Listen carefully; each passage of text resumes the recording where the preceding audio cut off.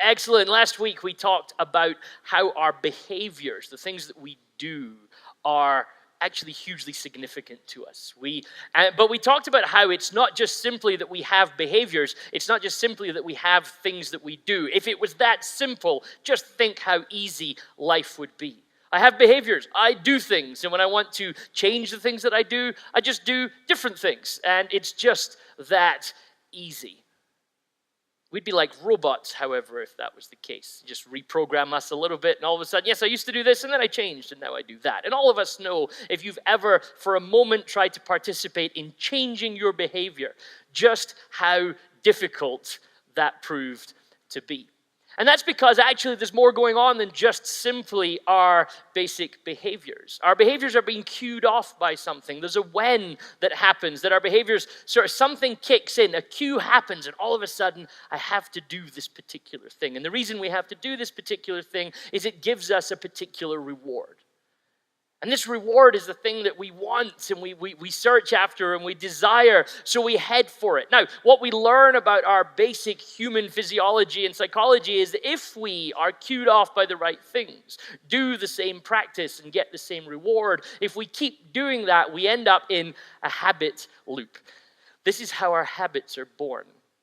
That the things we desire, we continually chase after them. We perform particular behaviors and processes that lead us to this reward. And the particular things tick us off towards being that particular way. People who have tried to break habits know all about this. That you can do your absolute best to try and break a particular habit, but a particular cue at a particular time on a particular day makes it difficult. Have you ever had a conversation with somebody who has tried to quit smoking? They will tell you there's much more to quitting smoking than just simply chemicals. And we often advertise it on the basis of, oh, you have this chemical addiction and that's why it's hard. But actually, there's also social cues. You probably find that you smoke with your friends. And when they go for a smoke, you find this yearning to go for a smoke yourself. And if you don't smoke, what do you do with your hands? And all of these behaviors, who said eat? All of these behaviors are creating this habit loop.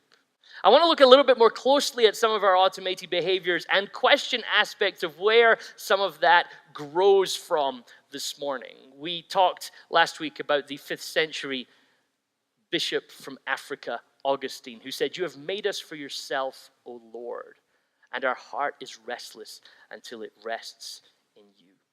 The reason I want to talk about habits for a month, the reason that I want us to think about what we do and why we do the things that we do is because we are doing things. Humans do stuff. We like to think that humans think stuff. That would be our preferred model of human behavior, that we think stuff and then we do it. But actually what we're learning, and by the way, Scripture's been hinting at this for quite some time, but what we're learning in science, and particularly in the science of how our brains work, is that actually humans do stuff. And it's the doing stuff that actually affects how we think. We'd like to think our model is I have rational thoughts and the rational thoughts come out in my behavior. Actually, what happens is we have behavior and our rational thoughts try and justify that to us.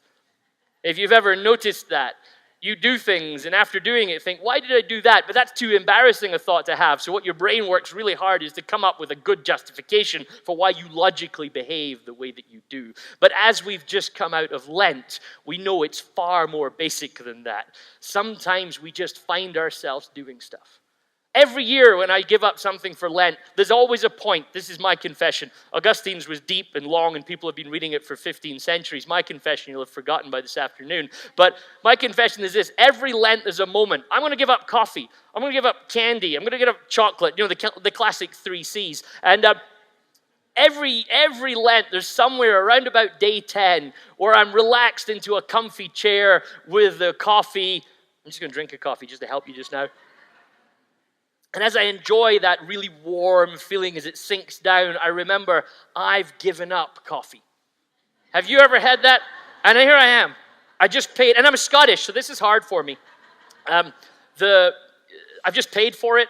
I'm sat in a cafe. I'm really enjoying it, but I gave this up. What do I do now? How quickly Lent becomes an ethical dilemma. But somehow I managed to get myself into the coffee store. I had to drive there, so there was time for me to think about my ways. And yet somehow, despite every day going, don't have coffee, the automated behavior kicks in because a particular cue sets off a way of thinking. Humans in our basic makeup are intentional. We do things that we want to do. We don't always realize the things that we want to do, but that's how we're aimed at things. The word intention literally means to aim at something. And we aim our lives in particular ways. The difficulty of our habits is those aims are often not what we think they are. We're sometimes directed towards stuff that are not the stuff that we'd like to be directed at. As we talked about Paul in Romans just last week, how actually we can have all these good thoughts about what our life should look like, but then when it actually comes down to it, it turns out sometimes that our lives aren't what we think they should be. It seems like we're constantly locked in this kind of battle between what we want and what we think we want and what we actually do. The thing for us to realize, however, is it's not wrong to want things. There's been this tradition in Christian history that almost suggests that our desires, our yearnings, our wants are negative, and we should sort of run away from wants and desires and yearnings. And that's impossible as a human. You want things. You yearn for things. You desire for things. What's going on so often in the human life, and this is part of the story in Romans 6 and 7 that we kind of thought a little bit about last week. What Paul's pointing out to us is that our brokenness and our human sort of trappedness in this world of sin, as Paul talks about it, is actually affecting what we want.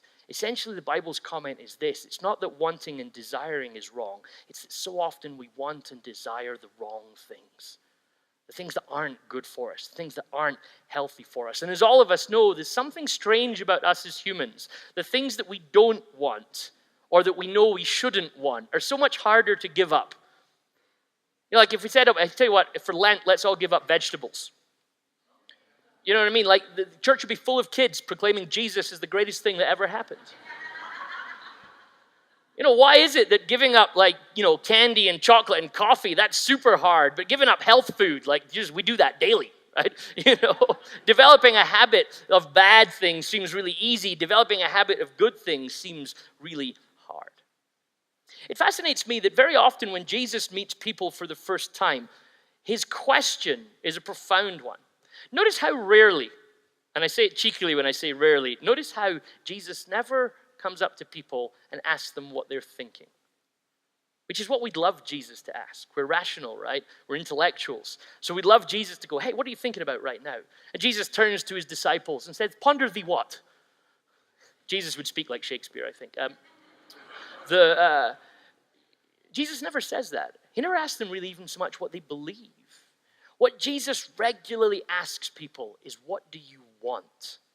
Notice how often Jesus' question, even in situations where if you go and read the Gospels, you'll know this is true. Even in situations where to us, the reader, it seems so obvious what the person should want. The people bring a blind man to Jesus. And Jesus says to him, what do you want?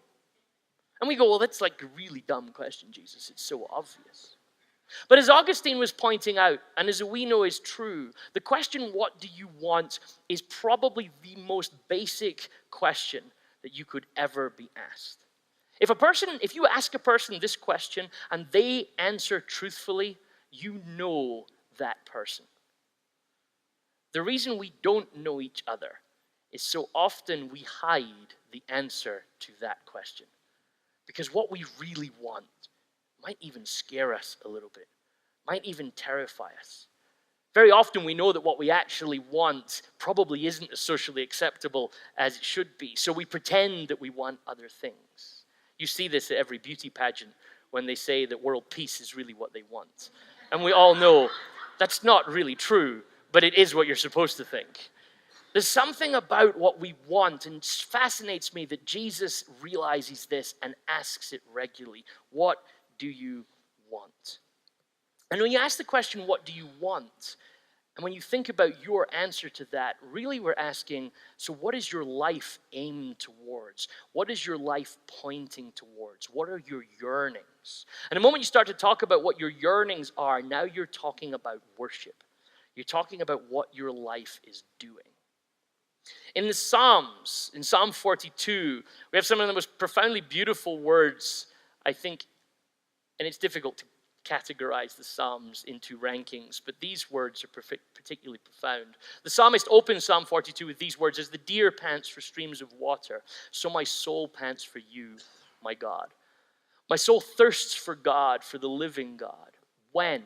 Notice that question there. When can I go and meet with God?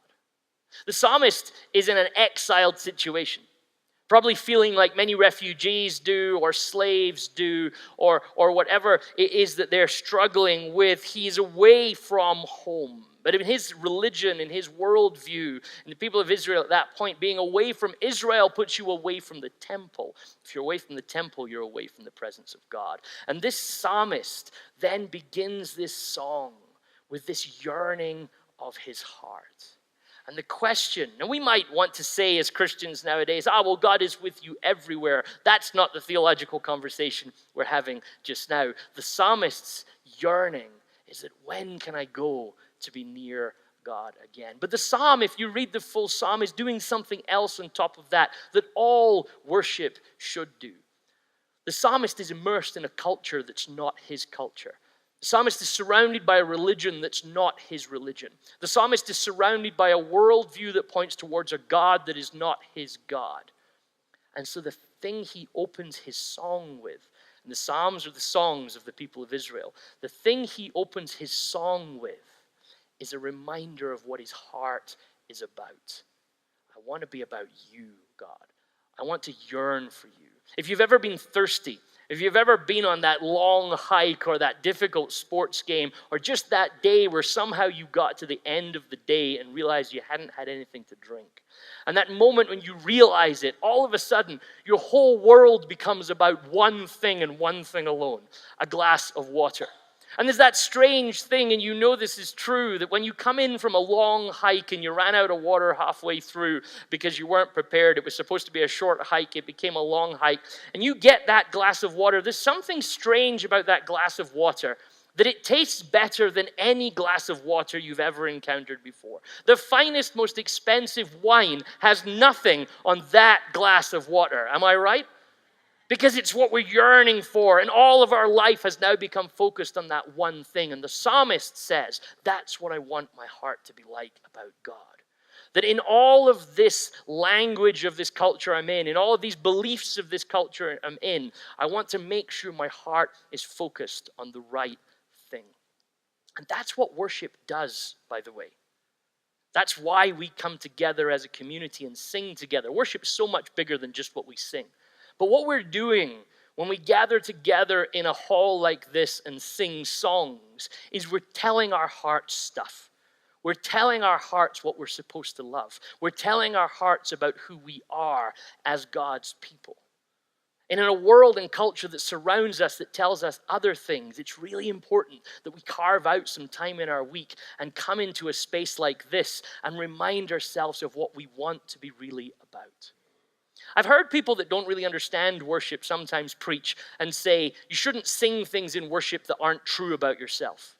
And the truth is, that's nonsense.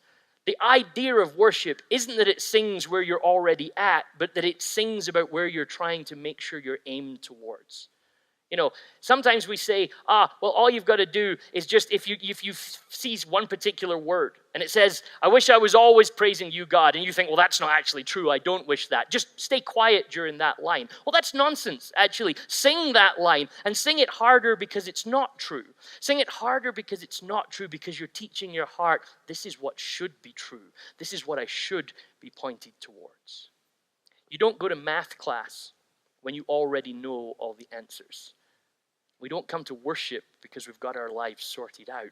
We come to worship to teach our hearts what our lives are supposed to look like, who it is we're supposed to be chasing after. And that's what the Psalms are doing. Go and read some of the Psalms. And there's worse things you could do with your life than read a Psalm every day. Go and read some of the Psalms and notice how many of them, at almost all the way through, or even just at moments, there's points where they point you and say, love God like that. Let your heart be shaped like this. And then you head out into the rest of your life where everything else is competing for your affections and is trying to get something from you.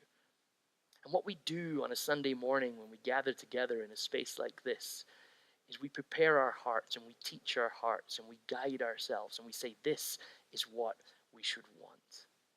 Now, another way to talk about all of that is to use the language of craving. What do you crave? When we ask about desires and wants and yearnings, and I realize that not many of us relate to the subject of craving. It's not something that we struggle with anymore in the Western world, right? You know, it's kind of universal, isn't it? In the early 1900s, the advertising guru Claude Hopkins was approached by a friend who wanted him to take on the advertising of a particular product. And Claude Hopkins was essentially, he wrote the book in the early 1900s on advertising. And Hopkins essentially was leaning into the habit loop as to how you sell things. Hopkins basically theorized that you take a product that a person wants, so that's the reward, and all the advertising does is creates the cue that makes the person need the thing that they're aiming for. And Hopkins was making a lot of money advertising on that simple model. Create a cue, and then people will buy the thing that you want them to buy because that's the reward that they want. The problem for Hopkins was the friend wanted him to sell something that nobody wanted. So how do you sell something that nobody wants? The fascinating thing was that all the scientific evidence was suggesting you really needed this particular thing. You need this thing, but you don't want this thing. And so they went to the chief. They went to the boss of advertising and said, if you can't sell this, no one can. The problem is the thing that they were trying to sell was toothpaste. I realize we're talking a lot about toothpaste in this series. I don't know, I'm not subtly trying to suggest that Westside has a problem with dental health, but we'll just keep stringing all the things together. Hopkins didn't want to sell toothpaste because nobody wanted to buy toothpaste. Because despite all of the science that was suggesting that American dental health was in a really, really bad place, even the military were concerned about it because they were losing so many man hours to dental problems. But nobody wanted to buy toothpaste. But then Hopkins, as he was reading through all the research, noticed something. And you all can relate to this. You know that feeling you get after you've cleaned your teeth? That kind of nice, fresh mouth feeling. And after you've cleaned your teeth, when you run your tongue across your teeth, they feel slightly different, don't they? And yet, a few hours later, after the hardship of life takes place in the form of a donut or whatever it is, you run your tongue across your teeth, and it feels like there's some sort of film there. It feels like something's changed. Do you relate to this? Okay, it's all right. It's all right. You're not in trouble. It's not a trick question. This is your body just doing what your body's supposed to do. It's how your body naturally tries to look after your teeth. But Hopkins noticed that your teeth felt nicer after cleaning them than they did a few hours later. And so, when he took on the project to advertise Pepsodent toothpaste, he basically pointed that out to consumers. That feel that you get in your mouth. And they adjusted and developed Pepsodent to speak to that. And what Hopkins actually created was a craving. That people started to crave that fresh, minty taste in their mouth. That feel that you get after your and it didn't matter what the science said about having clean teeth. It didn't matter that that was what you were supposed to, essentially do to keep your teeth well. Nobody was that bothered, apart from the dentists, about what was going on in terms of that whole process. It just felt good. And so when you have a cue, behavior, reward, habit loop going on, what Hopkins realized in this project was it's not as simple as that. Because in order to get this loop happening, you have to have something else going on in the middle. And that's a craving. You have to create a crave in someone. Because the crave anticipates the reward. And that's how our human kind of psyche is wired. That when this kind of habit loop starts up, the reason it started up is because something started craving in you. You know what it's like when you go to the mall. And you walk in through the doors of the mall. And always right by the left or right-hand side of that door, there's that cinnamon bun shop. You can smell it right now, can't you? that cinnamon bun. Have you ever noticed that cinnamon bun shops are never in the food court? They're always near the door. And this is because they know that you can get past the cinnamon bun shop. But if they allow the smell of those cinnamon buns to waft their way down the corridors of the mall, you might get past, but you'll probably come back. Because the smell gets up into your nose and it stays there for years. You can smell it right now. It's there. And then what happens is as you get that smell there in your nose, you start to imagine and feel that kind of chewy, warm bun as you bite. I'm not on commission by these stores, but I know where you're all going after church this morning.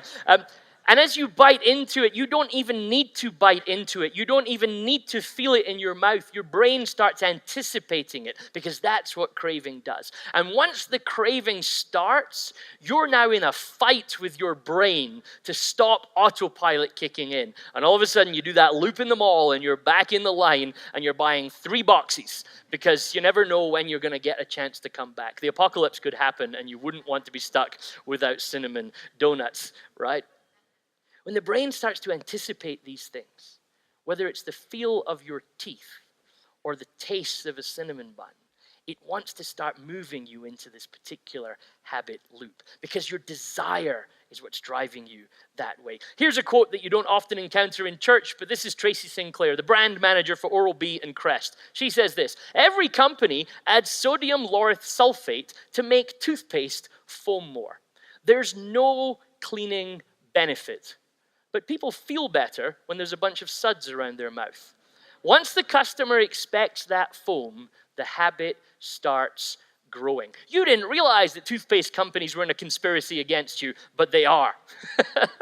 They want you to enjoy that feeling, because if you enjoy that feeling, guess what? You do it more. This isn't because they're trying to bankrupt dentists. This is because they know that you'll buy more toothpaste. And if you buy more toothpaste, their product continues. Shampoo's, by the way, exactly the same. Your shampoo doesn't need to foam, but we really like it when it does, so we use more. And do you know what happens when you use more shampoo? You buy more shampoo. And these habits that are created that actually come from our cravings. So companies that are selling things like shampoo and toothpaste and donuts understand something that actually Scripture's been speaking to us for a long time.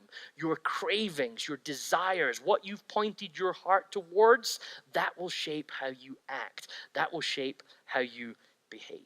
And so, a couple of thousand years ago, St. Paul wrote to the Colossians and he said this: Since then, you have been raised with Christ. Set your hearts on things above where Christ is, seated at the right hand of God. Set your minds on things above, not on earthly things. Paul understood something about the human, and that is what we set our desires towards, what our cravings are pointed at. That will define how we behave. That will define our habits. So Paul's question seems to be, what do you crave? What do you desire? What are your yearnings? What do you want? Because what you want will define who you are. Have you ever stopped? And maybe that's an exercise for us to think about. Have you ever stopped to think about what you want and then wondered about where that came from? The French sociologist Pierre Bourdieu talked about the level of kind of human behavior below habit. That there's the habits, the things that you do, but then beneath that there's something he called habitus. And habitus essentially was the kind of cultural, society at large influence that happens on us. Bourdieu pointed out that who we are, that what we want, that what we desire isn't something that we each came up with in a lab, but actually the environment that we find ourselves is influencing us and shaping us. Remember, the psalmists knew this, which is why they wrote songs about remembering God, because our culture in Babylon, when we're in exile, will easily help us forget this. And here we are in the 21st century, and sociologists are actually pointing us towards the same thing. Your society and culture at large is influencing you. The scary thing is, most of the time, we're not even aware of it. Bourdieu explained it like this. He said it's like trying to understand water if you're a fish. You're so surrounded by it, it's just part and parcel of your day. But Scripture constantly calls us to a similar observation that what's the culture around you? What's the society around you doing? What's happening in your environment? Because that's influencing you, that's shaping you, it's telling you the type of person that you should be. And if we're not alert to it, we end up wanting things that perhaps we never set out to want. Our desires end up pointed places that perhaps we never intended them to be pointed towards. We've talked about this before, but when you're in the mall is encouraging you and telling you what to love. It's telling you what to love and what you should look like and how you should dress and what you should wear and what the happy life looks like. Your Netflix account is doing the same thing to you. That all these things that we engage with are influences on us. And when those influences start to shape our wants and desires, do you know what comes next? They shape our behavior. And it's not just about what we think, it's about what we're exposed to. Which is why we should think about where we live. We should think about where we work. We should think about where we send our kids to school. We should think about our friends. Because it's naive of us to assume that we live in this little bubble while everyone else is wet with water, but we find ourselves okay because I'm not influenced by anything. The truth is, we're all influenced. The question that the psalmist is asking himself is, am I influenced by the right things? Am I desiring and wanting the right things? It's probably why a few verses before his text in Colossians 3, Paul says this to the Colossians. Why? In Colossians 2 verse 20, he says this, why? As though you still belong to the world, do you submit to its rules? Do not handle, do not taste, do not touch. Now notice Paul's advice here to them. You're surrounded by a world and a culture that's shaping your wants and your desires. In a few lines' time, I'm going to tell you, aim those desires at Jesus, because that will change your behavior and will do the right things in your heart. But Paul tells them and counsels them in physical behavior. Do not handle, do not taste, do not touch. If you don't know the New Testament, you might expect Paul to give them some sort of spiritual advice. Because that's what we do as Christians. We're only interested in spiritual things. But Paul gives them no spiritual advice. He gives them physical advice. He doesn't give them some sort of spiritual reply that allows them to live in a little kind of bubble and say, oh, it's okay, I'll just sit and think Jesus thoughts and that'll be okay. Instead, Paul gives them physical things. Don't touch it. Don't taste it. Don't handle it. Because what you do will overwhelm what you think. You can't act one way and think another. Eventually, your actions, the things that you do, will change your desires and will change how you think and process. So perhaps what Paul's calling us to is to resist the habitus, to be aware of the culture that surrounds us and be open and alert to how it's shaping us. Have you noticed how the longer that you spend with people, your behavior starts to line up with their behavior? It's very rare that you meet a group of friends that have been friends for a long, long time and they all have completely different interests. You know, imagine you meet somebody at work one day and they go, this is my friend, we've been friends for 20 years, we have nothing in common. You would start to doubt that. You would say, I understand that you might work together, but I'm not convinced that you're deep friends, because 20 years of friendship would more likely, you would expect, we've been friends 20 years and we're exactly the same. And we worry about this with our children, and it's absolutely true of us too, that our environment and our context and the places that we are in shape us and adjust us and tweak us so that we become products at some level of the environment we find ourselves in. So the New Testament calls us to think differently about that, to be aware of that, and sometimes to substitute our behavior. Because how we behave will change us. Think about how often the New Testament asks you to think differently about something, to act differently about something. But it doesn't just sort of call you into a vacuum. It doesn't just say, don't do that. It says, why don't you take that out and put something else in its place? You want to worry. The New Testament invites you to take that out and put in prayer. You want to curse, but you're invited to take that out and put in blessing. You want to hate, but you're invited to take that out and put in love. Behavioral changes that will ultimately repoint your desires to the way that we're supposed to be pointed. Because we can adjust our craves. We can adjust our desires. Because they are being adjusted for us if we don't do this intentionally. In a speech to a group of students once, David Foster Wallace said this to them. In the day-to-day trenches of adult life, there is no such thing as atheism. There is no such thing as not worshiping. Everybody worships. The only choice we get is what to worship.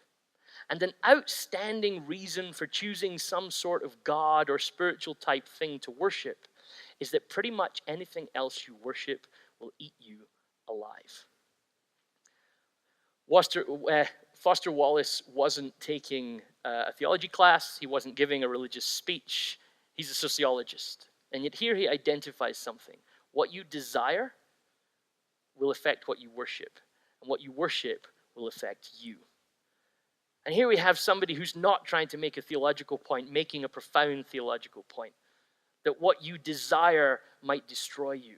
So desire something good. And of course, this New Testament lean into that would be set your hearts on Christ. Set your hearts on Jesus, because that desire won't destroy you.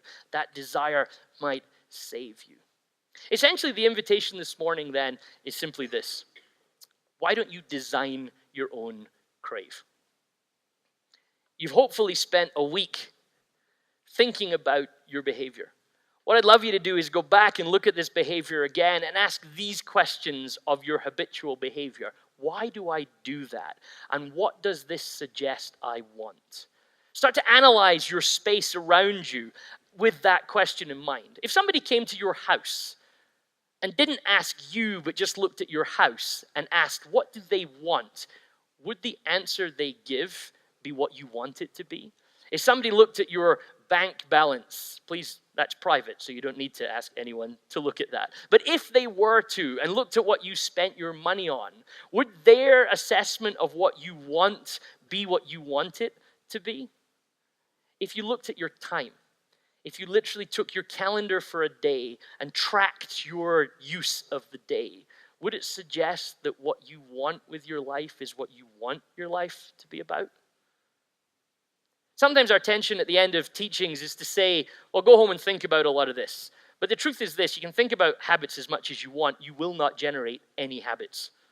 You can listen to teaching as long as you want on habits, and you won't generate any habits. They happen when we do them. So the invitation off the back of a teaching like this is to go and do something. And building on the work you've been doing in your life so far, what if we were to start to think about what we love? Perhaps look at your habits, create a 2-column list. What are my habits and what do I want my habits to be? One of the hard things that I have decided in my own personal life has been when we start to understand how much our cravings are driving us. There's a harsh reality in there that says some of the stuff I struggle to do, the things that I can't just make part of my habitual life. Maybe, at points in our lives we have different things. Why can't I exercise more? Why can't I pray more? Why can't I easily drop into studying the Bible? Why does my heart seem to resist acts of kindness and hospitality? Now, it would be easy to sit back and say, I just need to keep doing it. And there is a level of which exactly that's what you should do. But let's be aware to the fact that part of the reason we struggle so much with these things is because our heart's not being pointed in the right direction. The things we struggle to make habitual suggest that we don't love them enough. Which is why the invitation from Paul is such a powerful one. Set your heart on Christ. Set your heart on things above and allow that to then start to shape and adjust your behavior. Because if you love something, it will change who you are and what you do habitually. Let me pray for you.